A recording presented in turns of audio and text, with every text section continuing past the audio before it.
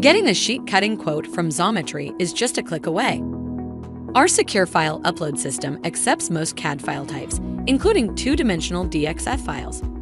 Feel free to upload multiple files at a time. In seconds, your parts will appear with pricing and lead times.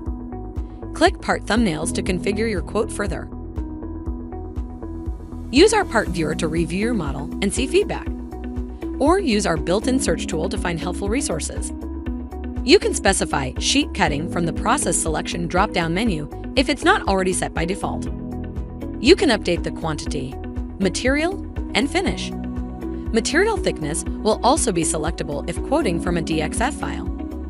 Pricing and lead time will automatically update based on your selections. If you need something different, choose Custom for an expert review. Specify features like number of tapped holes, inserts, and part markings. Technical drawings or other supporting documents can be attached via the Drawings and Files section by either dragging and dropping or browsing for the files.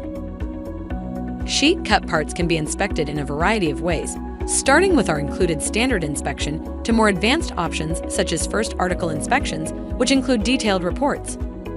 Additionally, you can specify qualification and certification requirements such as certificates of conformance or material certifications.